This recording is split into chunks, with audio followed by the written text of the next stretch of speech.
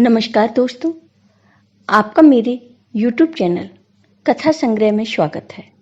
आज मैं आपको हरितालिका तीज की कथा सुनाने जा रही हूँ।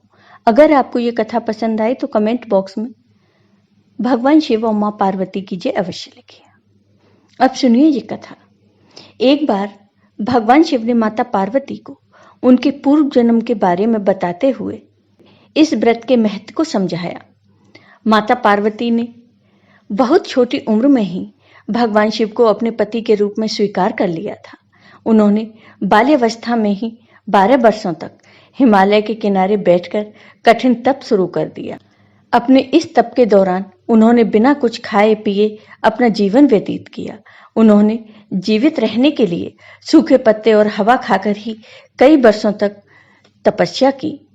देवी पार्वती को इस स्थिति में देखकर उनके पिता बहुत दुखी रहते थे।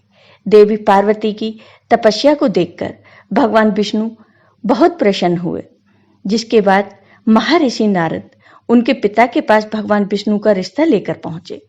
भगवान विष्णु से रिश्ते की बात सुनकर उनकी खुशी का ठिकाना नहीं रहा। उन्होंने एक बार में ही स्वीकृति में हामी भर दी। जब माता पार्वती को इस बारे में पता चला तो उन्हें बहुत दुख हुआ और ये सारी बात सुनते ही वह बहुत जोर जोर से रोने लगी और जीवन खत्म करने की बात करने लगी। यह देखकर उनकी सखी को आश्चर्य हुआ।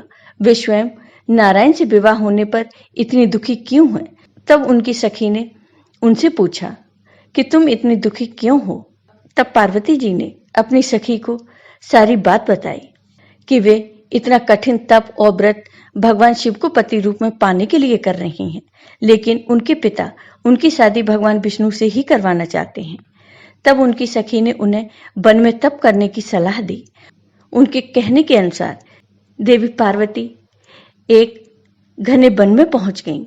वहां एक गुफा में बैठकर देवी पार्वती तपस्या करने लगी। उन्होंने स्वयं को पूरे तरीके से भगवान शिव की भक्ति में लीन कर लिया।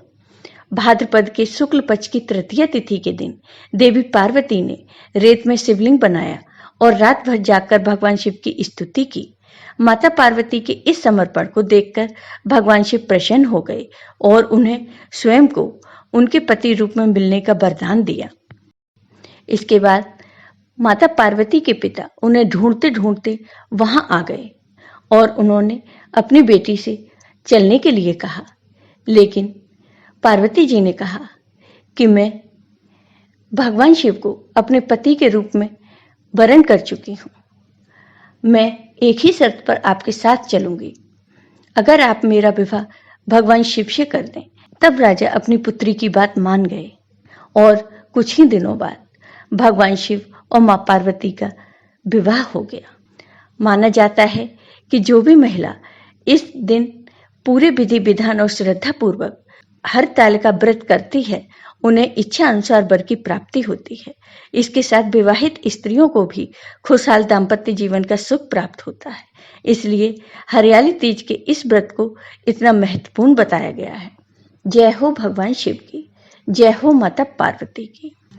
आपको ये वीडियो पसंद आया हो तो कमेंट बॉक्स में कमेंट करके जरूर बताइए। साथ ही मेरी वीडियो को ज्यादा से ज्यादा शेयर करिए। धन्यवाद।